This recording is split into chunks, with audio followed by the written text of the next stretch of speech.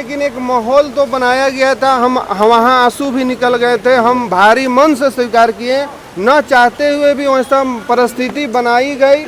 इसमें मेरा कमजोरी समझा जाए या झूठ समझा जाए, समायोजन में जो बात हुआ वो आरक्षण के दृष्टिकोण से बात चला, लेकिन होमगार्ड में आरक्षण के बात की गई, वनरक्षी में बात की गई और उत्पाद सिपाही में बात गई, जो कि कुछ वैकेंसी आ गए हैं। अब 5 साल या 10 साल बाद कब आएगी नहीं आएगी, बाद में थोड़ा सा हम लोग के रियलाइज हुआ, उसको हम अपना भूल मानते हैं। उसके लिए सहायक पुलिस कर्मियों से भी हम क्षमा प्रार्थी हैं। सरकार के उस मंच तक उचित समय पर कुछ बिंदु हम लोग रखने में विफल रहे, इसके लिए खेद है। लेकिन जब पुनर्विचार होंगे तो कुछ जो हम लोग भूलें, चाहे उसको नासमझी कहा जाए, तो उस पर निराकरण हो जाएगी।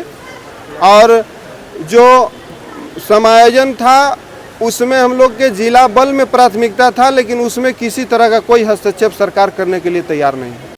ये पॉलिटिकल मुद्दा या चुनावी घोषणा पत्र में थे, लेकिन उस सुनने के लिए तैयार नहीं है। जब भी बात खोलते वो छोड़ो, वो अलग विषय है, वो छोड़ो, वो राजनीतिक तुम लोग करने आए हो कि अपना नौकरी लेने आए हो, उस पर चर्चा करने के लिए सरकार के शिष्टमंडल सुनने या बहस करने के लिए तैयार नहीं थी। वेतन को लेकर आप लोग की मांग थी?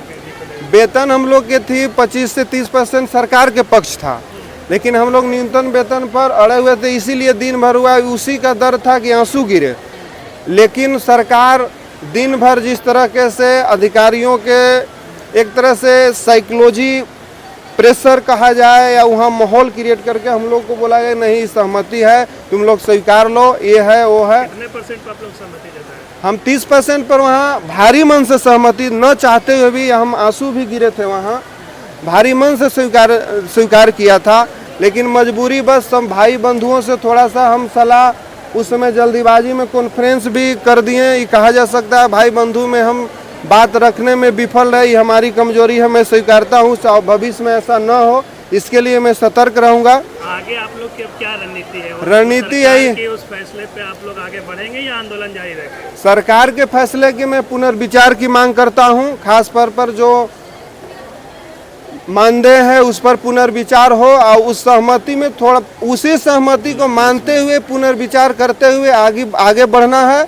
और जो लाभ है उसको कैबिनेट के माध्यम से दी जाए, उसके बाद मोराबादी हम लोग खाली कर देंगे। मतलब जब तक कैबिनेट में पास नहीं होगा आप लोग नहीं जाएंगे? क्योंकि 2 बार माननीय बंधु तिर्की का भी बात झूठा साबित हुआ, माननीय मिथिलेश ठाकुर का भी बात झूठा हुआ, इसलिए सहायक पुलिस कर्मियों में घोर अविश्वास बैठा हुआ है, विश्वास नहीं हो पा रहा है। इसलिए एक प्रतिनिधि के तौर पर हम मजबूर हूं कि जब तक उसको लाभ नहीं दिला पाता हूं, जब तक मोराबादी खाली नहीं कराई जा सकती। 13,000 की सैलरी पर आप लोग खुश हैं? अगर सरकार कैबिनेट में लाती है तो खुश, वहाँ भी आप लोग देखे होंगे हम भारी मन से स्वीकार किए कि नहीं चाहते हुए भी, लेकिन उस पर हम पुनर्विचार की मांग करते हैं। आंदोलन जारी रहेगा? आंदोलन शांतिपूर्ण यहाँ जारी रहेंगे जब तक कि पुनर्विचार करते हुए ठोस निर्णय एक बार और उसमें संशोधन किया जाए और कैबिनेट से पारित किया जाए। 15 अगस्त सामने है, ऐसे में प्रशासन बल के ऊपर यदि खाली करवाती है मैदान पर? 15 अगस्त राष्ट्रीय त्यौहार है, उसका पूरी शिद्दत से सम्मान रहेगा और उसके लिए किसी तरह का हम लोग बाधा नहीं पहुंचेंगे। 15 अगस्त के हम मोराबादी के चारों ओर सुरक्षा हमें लगाया जाए। तो ये मैदान खाली करेंगे ना आप लोग फिर उस समय? हम आंदोलन में ही रहेंगे, हमको प्रदर्शन में नहीं, हम सेवा के रूप में हम सुरक्षा देंगे। नहीं, टेंट बलि वगैरह जो आपका तो हटाएंगे ना आप लोग? टेंट बलि कुछ अगर आवश्यकता पड़ा तो उस पर विचार कर सकते हैं, लेकिन सभी नहीं हटेंगे। अच्छा, एक्सटेंशन जो हर साल आप लोग को ये मिलता है, तो हर बार आंदोलन करना, फिर एक्सटेंशन मिलना, फिर चले जाना, तो यही परंपरा जारी रहेगी? इसको लेकर भी आप लोग बातचीत किए कि यही प्रतिनिधि के तौर पर हमारा कमजोरी कहें या मजबूती कहें, भाई बंधु में यही सवाल बहुत बड़ा है कि बार बार आना पड़ता है। इसलिए इस पर आप सरकार से पुनः विचार कीजिए और बार बार ना आना पड़े, इसका कोई कंक्रीट सॉल्यूशन दिवाइए। N4 News Bharat।